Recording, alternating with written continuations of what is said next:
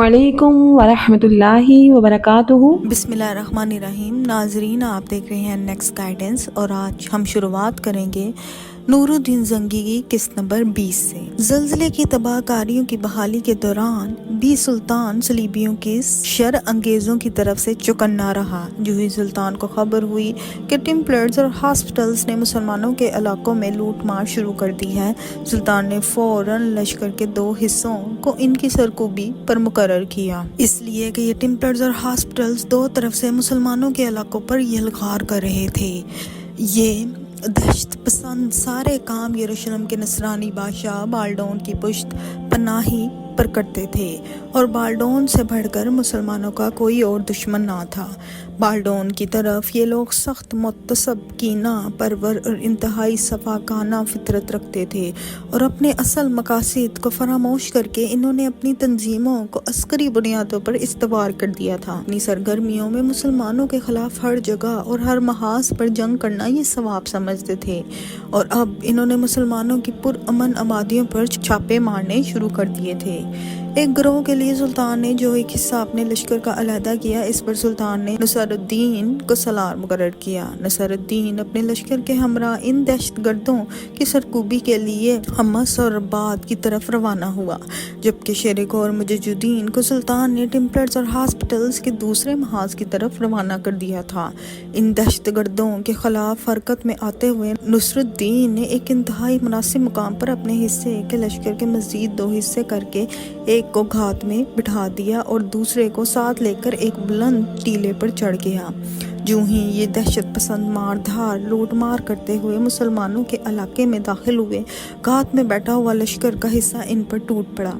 دوسری طرف سے سلطان نور الدین زنگی کا بھائی نصیر الدین ان پر حملہ آور ہو گیا۔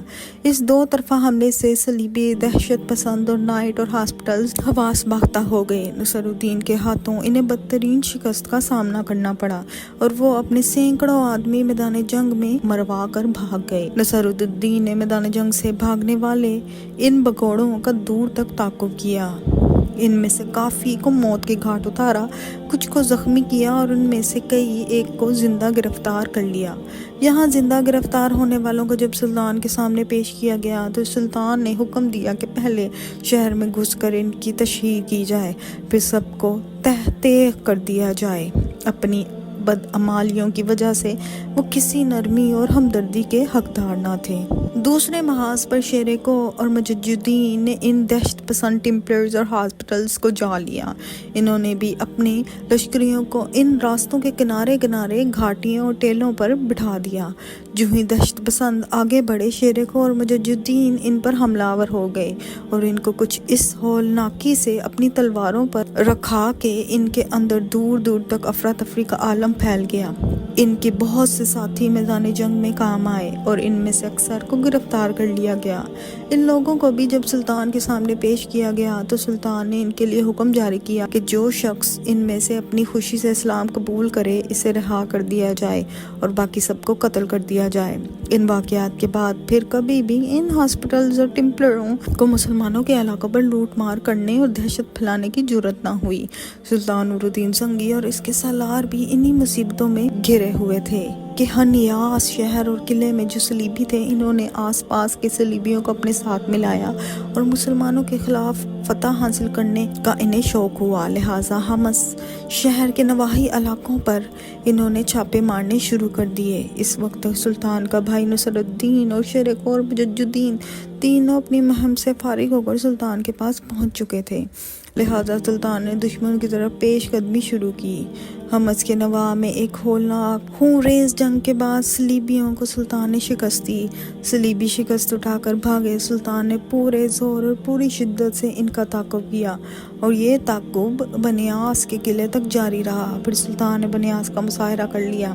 قلعے میں محصور صلیبیوں نے مسلمانوں کا مقابلہ کیا۔ فصیل کے اوپر انہوں نے چھوٹی بڑی منجکیں نصب کریں، جن کے ذریعے انہوں نے بڑی تیز اور شدید سنگھاری مسلمانوں پر کی، جس کی وجہ سے چند روز مسلمان قلعہ کے قریب نہ جا سکے۔ آخر ایک رات مسلمانوں نے شمالی فصیل سرنگ لگا کر گرا دی، اور بنیاس کے قلعہ میں داخل ہو گئے اور دیکھتے ہی دیکھتے مسلمان سیلاب کی طرح قلعے میں داخل ہوئے اور فی الفور ایک برج پر اپنا پرچم نصب کر دیا۔ شہر کے اندر جو صلیبی لشکر تھا، انہوں نے مسلمانوں کا مقابلہ کرتے ہوئے جب دیکھا کہ ایک برج پر مسلمان اپنا پرچم تک نصب کر چکے ہیں تو ان کے حوصلے، ان کے ولولے ختم ہو گئے۔ ہتھیار انہوں نے پھینک دیے اور فضا میں ہاتھ بلند کر کے ایمان طلب کرنے لگے۔ اس شکست کے بعد زیادہ تر صلیبی اپنی جانیں بچا کر بھاگے، کچھ جنگ میں کام آ گئے۔ لگ بھگ 1000 صلیبیوں کو گرفتار کر لیا گیا اور اس جنگ کے نتیجے میں سلطان کے ہاتھ مال غنیمت کی کثیر مقدار بھی لگی۔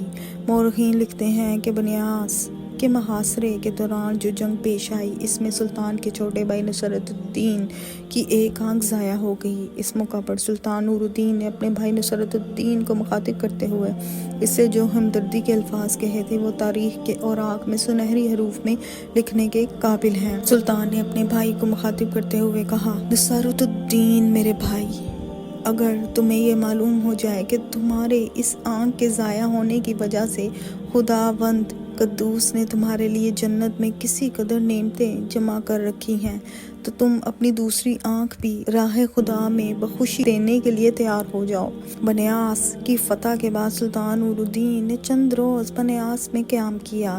جنگ کے دوران جو صلیبی گرفتار ہو کر قید ہوئے، انہیں سلطان نور الدین زنگی نے شیر کوہ کی حفاظت میں دمشق کی طرف روانہ کیا۔ شیر کوہ بھی دمشق کی طرف جاتے ہوئے راستے ہی میں تھا کہ صلیبیوں کا ایک بہت بڑا لشکر اس پر حملہ آور ہوا۔ وہ ان قیدیوں کو چھڑانا چاہتے تھے جنہیں شیر کوہ اپنی حفاظت میں دمشق کی طرف لے جا رہا تھا۔ حملہ آور صلیبیوں کی بدقسمتی کہ شیر کوہ کے ساتھ اس کے اپنے حصے کا لشکر بھی تھا۔ صلیبی قریب آئے، بڑے خوفناک انداز میں شیر کوہ ان پر حملہ آور ہوا۔ چند دستوں کو اس نے قیدیوں کی حفاظت میں مقرر کر دیا کہ وہ بھاگنے نہ پائیں۔ جو صلیبی اپنے قیدیوں کو چھڑانے کے لیے حملہ آور ہوئے تھے، شیر کوہ نے انہیں بدترین شکست دی۔ ان میں سے اکثر اس نے موت کے گھاٹ اتار دیے۔ ان کے پاس جس قدر مال و متاع تھا وہ سب کچھ چھوڑ کر بھاگ گئے۔ اس طرح دمشق کی طرف جاتے ہوئے شیر کوہ کے ہاتھ مال غنیمت بھی خوب لگا۔ شیر کوہ اس مال غنیمت اور صلیبی قیدیوں کو بحفاظت دمشق پہنچانے میں کامیاب ہو گیا۔ شیر کوہ کے لیے حکم تھا کہ وہ قیدیوں کو دمشق میں چھوڑنے کے بعد اس لشکر کو جو اس کے ساتھ ہے حلب کی طرف روانہ ہو جائے۔ سلطان نے بھی چند روز ہی بنیاس میں قیام کیا، اس لیے کہ اس کی طبیعت ناساز ہو گئی تھی، لہٰذا اس نے بھی بنیاس سے حلب کی طرف کوچ کر لیا۔ شمس الدین اور خطخ اپنی حویلی میں داخل ہوئے، اس حالت میں کہ خطخ مجددین اور اپنے گھوڑے کی باگیں تھامے ہوئے تھا، جبکہ شمس الدین کے ہاتھ میں اپنے گھوڑے کی باگ تھی۔ صدر دروازے سے داخل ہونے کے بعد وہ تھوڑا سا ہی آگے بڑھے تھے کہ سب سے پہلے مشال نے باہر نکل کر انہیں دیکھا، پھر ان کی آمد کا بتاتے ہوئے وہ شور کرنے لگی تھی۔ اس پر سب لوگ بھاگتے ہوئے باہر نکل آئے تھے۔ سمران، ایزابل، عابدہ، زہران، مرسینہ، عبیرہ، جمارہ اور مشال سب ان لوگوں کے گرد کھڑے ہو گئے تھے۔ سب ان کی طرف سوالیہ انداز میں دیکھ رہے تھے، تاہم سب سے زیادہ تشویشناک اور بری حالت مرسینہ، عابدہ اور مشال کی ہو رہی تھی۔ پریشانی میں مرسینہ ہونٹ کاٹ رہی تھی، کچھ کہنا چاہتی تھی کہ شمس الدین کو مخاطب کرنے میں عابدہ نے پہل کر دی۔ شمس الدین، میرے بیٹے، جس حالت میں تم دونوں کو میں دیکھ رہی ہوں وہ بڑی تشویشناک ہے۔ بیٹے، اس سے پہلے کبھی ایسا نہیں ہوا کہ میرے بیٹے مجددین کا گھوڑا کوئی اور پکڑ کر حویلی میں داخل ہو۔ بیٹے، عابدہ کو رک جانا پڑا، اس لیے کہ مرسینہ روتی آواز میں بول اٹھی تھی، بھائی کوئی بری خبر نہ سنانا، اگر ایسی خبر کہو گے تو یاد رکھنا میں یہیں کھڑے کھڑے تمام ہو جاؤں گی۔ مرسینہ جب خاموش ہوئی تو شمس الدین بول پڑا۔ عابدہ یا مرسینہ میں سے کسی کے بولنے سے پہلے ہی خطخ مسکراتے ہوئے بول پڑا، شمس الدین، میں ماں اور بہن کو بتاتا ہوں کہ کیا ہوا ہے۔ پھر خطخ دونوں گھوڑوں کی باگیں چھوڑ کر آگے بڑھا، بڑے پیارے انداز اس نے پہلے مرسینہ کے سر پر ہاتھ پھیرا، پھر عابدہ کے دونوں شانے پکڑ کر اسے سہارا دیا اور مسکراتے ہوئے آواز میں کہنے لگا، ماں، فکر مند ہونے کی ضرورت نہیں ہے۔ تم اور مرسینہ اس بات پر فکر مند ہو کہ بھائی مجددین کے گھوڑے کی باگ پکڑ کر میں حویلی میں داخل ہوا ہوں، اور وہ کہاں ہے۔ اس پر مشال ٹوکتی ہوئی آواز میں بول پڑی، بھائی آپ کا کہنا درست ہے۔ خطک پھر مسکرا دیا، کہنے لگا اگر درست ہے تو پھر بھائی بالکل خیریت سے ہیں۔ دراصل سلطان کچھ علیل ہیں، لہٰذا محترم شیرے کو اور بھائی کو سلطان اپنے ساتھ لے گئے ہیں۔ خطک کے ان الفاظ پر مرسینہ کے چہرے پر مسکراہٹ آ گئی تھی، مشال بھی خوش ہو گئی۔ عابدہ نے اپنے ہونٹوں پر زبان پھیری، پھر اچانک اس نے نہ جانے کیا سوچا، مڑی قبلہ رخ ہوئی، گھٹنوں کے بل بیٹھی، پھر وہ ننگی زمین پر سجدہ کرتے ہوئے تقریباً روتی ہوئی آواز میں کہہ رہی تھی، اے مالک دو جہاں، تو ہی اصحاب فیل کے مقابل نہ تھی کمزور، ابابیلوں کو کھڑا کر کے گزار دینے والا ہے، تو ہی صبح کا کاذب، دھندلکوں میں تنہا چمکنے والے ستاروں کا امید بنا کر نمودار کرتا ہے۔ میرے اللہ تو ہی ممتا کی بحر میں خاموش محبت کی گوہر، دبی دبی چاہت کے جوہر اٹھاتا ہے، تو ہی تو مہتاب کو کہکوں کی سو فشانی، تو ہی ننھے معصوم بچے کی نطق کو زمزموں کی سحری عطا کرتا ہے۔ اے خدا تو ہی گمراہ ستم و انسانیت کے لیے بشیرت کی محسنوں کو تر ملکوتی اور غنائے لاہوتی بنا کر محبوس کرتا ہے۔ اے رب لازوال، یہ سحر کا طلوع فجر کا منظر، یہ سبزہ، یہ کلیاں، یہ کھلے میدان، یہ ٹھنڈی ہوائیں، یہ اپنی ابتدا سے اپنی تنہا کو بھاگتا ہوا وقت، یہ سبز گہرے رنگ کی بیلیں، یہ نرم شاخوں پر جھومتے گل، میرے اللہ سب تیری ہی حکم سے تیری ہی تسبیح کرتے ہوئے ہیں۔ میرے اللہ تیرے ہی حکم سے بیچ نکلنے والی نازک معصوم کومپل زمین کا سخت سینہ چیر کر نمودار ہوتا ہے۔ اے اللہ تو ہی سب کا محافظ ہے، ہر ایک کا مسبب الاسباب ہے، پھر بھی میرے اللہ میرا بیٹا میری فکر کا مرکز، میرے جانے کا اتقاد ہے، اسے ہر جگہ محفوظ رکھنا، وہ تیری طرف سے میرے لیے فضاں بے کنارہ ہے۔ میرے اللہ جس طرح تیز بہتی ندی کا پانی ٹھنڈا پرانے پتھروں کو بہا کے لے جاتا ہے، اس طرح وہ بھی اپنی گفتار، اپنے کردار، اپنے اعتبار سے میرے سارے دکھ درد دور کر دیتا ہے۔ میرا وہ بیٹا میری ذات کا مکمل اور بھرپور خاکہ ہے، اسے ہر امتحان میں کامیاب، ہر آزمائش میں سرخرو، ہر رزم گاہ میں فتح مند، ہر میدان کارزار میں فوز مند رکھنا۔ عابدہ کے الفاظ سنتے ہوئے شمس الدین اور خطک کی آنکھیں نم آلودہ ہو گئی تھیں۔ جمارہ، زبل، زہران، عبیرہ، مرسینہ، مشال رو رہے تھے، جبکہ فکر مندی میں سمران کی گردن جھکی ہوئی تھی۔ ننگی زمین میں سجدہ ریز ہوتے ہوئے شاید عابدہ مزید کچھ کہنا چاہتی تھی کہ ہچکیوں اور سسکیوں میں روتی ہوئی مرسینہ شاید اس صورتحال کو برداشت نہ کر سکی۔ آگے بڑھ کر وہ عابدہ سے لپٹ گئی، پھر اسے بٹھا کر اس کے شانے پر اپنا سر رکھ کے دھاڑوں دھاڑ رونے لگی تھی۔ عابدہ نے اپنے آپ کو سنبھالا، مسکرائی، مرسینہ کی پیشانی چومی، اس کے بھرے گال صاف کیے، کھڑی ہو گئی۔ مرسینہ کو مخاطب کر کے اس موقع پر وہ کچھ کہنا چاہتی تھی کہ اس کے بولنے سے پہلے ہی زہران آگے بڑھی۔ مرسینہ کو اس نے اپنے ساتھ لپٹا لیا اور بے حد محبت اور چاہت کا اظہار کرتے ہوئے کہنے لگی، مرسینہ میری بیٹی، عابدہ کی طرف سے یہ کوئی نئی بات نہیں، دراصل اسے مجددین سے جنون کی حد تک پیار اور محبت ہے۔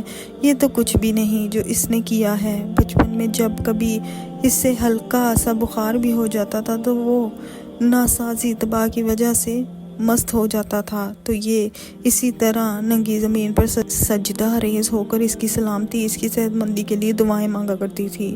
بیٹے تم پریشان مت ہو، گو اس کے الفاظ نے ہم سب کو رلا دیا، لیکن اس کے الفاظ میں جو خلوص، جو چاہت اور محبت بھری ہوئی ہے، اس کے اندر سلامتی ہی سلامتی، خیر ہی خیر ہے۔ مرسینہ نے اپنے آپ کو سنبھال لیا، پھر آگے بڑھی، شمس الدین اور خطک کو مخاطب کر کے کہنے لگی، آپ دونوں بھائی گھوڑوں کی باگیں مجھے دے دیں، میں خود انہیں استبل میں باندھ کر آتی ہوں۔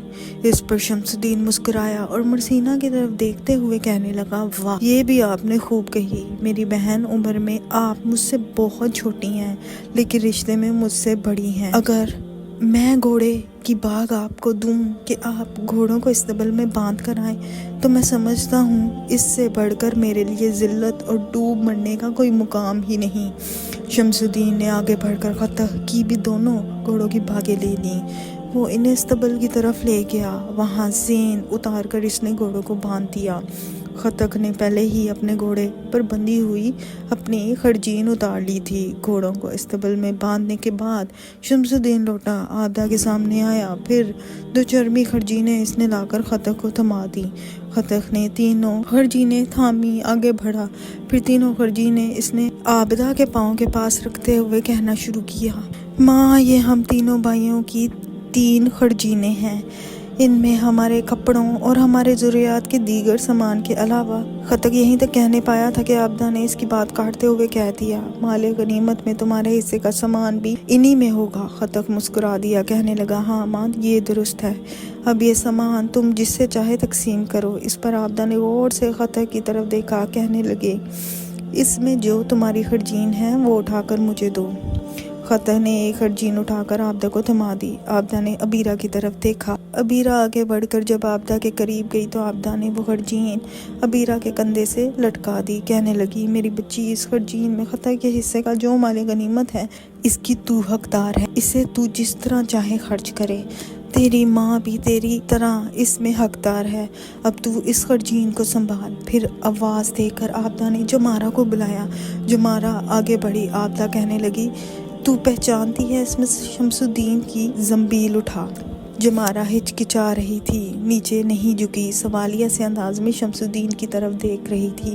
شمس الدین آگے بڑھا، اپنا منہ عابدہ کے کان کے قریب لے گیا اور بڑے پیارے انداز میں کہنے لگا، ماں یہ دونوں خرجینیں تم اپنے پاس رکھو اور اپنی مرضی کے مطابق ان کو خرچ کرتے رہنا۔ عابدہ نے مسکراتے ہوئے اسے جھڑک دیا، تم چپ رہو، اپنی خرجین اٹھا کر مجھے دو۔ شمس الدین نے اپنی خرجین اٹھا کر فوراً عابدہ کو تھما دی۔ عابدہ نے وہ خرجین بھی جمارہ کے کندھے سے لٹکا دی، پھر کہنے لگی، بیٹی یہ تیرا حصہ ہے اور تو بھی اس میں سے جس طرح چاہے خرچ کرے، کوئی تم سے باز پرس نہیں کر سکتا۔ آخر میں عابدہ نے مرسینہ کی طرف دیکھا، کہنے لگی، مرسینہ یہ خرجین اٹھاؤ اور سنبھال لو۔ مرسینہ آگے بڑھی، زمین پر پڑی مجد الدین کی خرجین اس نے اٹھائی۔ آگے بڑھی، اس نے وہ زنبیل عابدہ کے کندھے سے لٹکائی، پھر اس سے لپٹ کر اس نے اپنا سر اس کے شانے پر رکھتے ہوئے وہ کہہ رہی تھی، اماں شمس الدین بھائی کی خرجین آپ نے جمارہ کو دی، اس کا حق بنتا تھا، اس لیے کہ وہ چاروں اب علیحدہ رہتے ہیں۔ خطک کی زنبیل آپ نے عبیرہ کو دی، اس کا بھی حق تھا، 3 علیحدہ رہائش رکھتے ہیں، اماں آپ، میں، امیر، مشال اکٹھے رہتے ہیں، ہمارے ہاں آپ کی حیثیت سب سے محترم اور مرکزی ہے، یہ زنبیل آپ کے پاس رہے گی، اس میں آپ بھی حصے دار ہیں، میں بھی، مشال بھی اور خود امیر۔ اماں اس سے آگے کچھ نہ کہنا، یہ زنبیل آپ کے پاس رہے گی، اس میں میری خوشنودی، اس میں مشال کی رضامندی ہے۔ اچانک مرسینہ کہتے کہتے خاموش ہو گئی، اس لیے کہ صدر دروازے سے مجد الدین حویلی میں داخل ہوا تھا۔ سب اس کی طرف متوجہ ہو گئے، اسے دیکھتے ہی عابدہ اس کی طرف لپکی، اسے لپٹ کر پیار کیا۔ زہران بھی اسی طرح اسے پیار کر رہی تھی۔ اس موقع پر مسکراتے ہوئے مجد الدین بول پڑا، ماں میں جانتا تھا آپ پریشان ہو رہی ہوں گی، یہ دونوں میرا گھوڑا لے کر کیوں آئے اور میں کہاں گیا ہوں، اس بنا پر میں زیادہ دیر رکا نہیں، بھاگا بھاگا آیا ہوں۔ دراصل راستے ہی سے یہ لوگ گھر کی طرف آئے، میں سلطان کے ساتھ قصر کی طرف ہو لیا تھا، میں لباس تبدیل کر کے شام کے وقت پھر سلطان کے پاس جاؤں گا، اس لیے کہ سلطان کی طبیعت ٹھیک نہیں ہے۔ عابدہ اس موقع پر بے پناہ خوشی کا اظہار کرتے ہوئے کہنے لگی، چلو تم تینوں آرام کر، تھکے ہوئے ہو۔ اس کے ساتھ ہی شمس الدین اور خطک اپنی اپنی رہائش گاہوں کی طرف چلے گئے تھے، جبکہ مرسینہ اور مجد الدین اپنی خوابگاہ کی طرف جا رہے تھے۔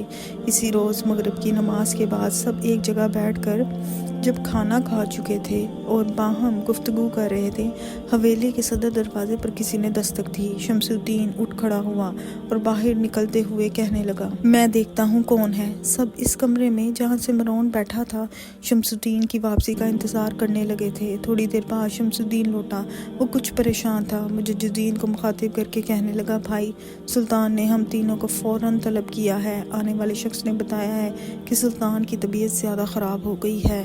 ایک جست لگانے کے انداز میں مجد الدین اٹھ کھڑا ہوا، اس کے چہرے پر پریشانی، فکر مندی کے آثار تھے۔ خطک بھی کھڑا ہو گیا تھا، پھر اپنی ماں کی طرف دیکھتے ہوئے مجد الدین کہنے لگا، ماں آپ سب یہیں بیٹھ کر باتیں کریں، ہم تینوں جاتے ہیں، دیکھتے ہیں سلطان نے کیوں بلایا ہے، بہرحال آپ لوگ فکر مند نہ ہونا، مجھے امید ہے خدا بندے قدوس سلطان کو صحت دے گا۔ اس کے ساتھ ہی تینوں بڑی تیزی سے باہر نکل گئے تھے۔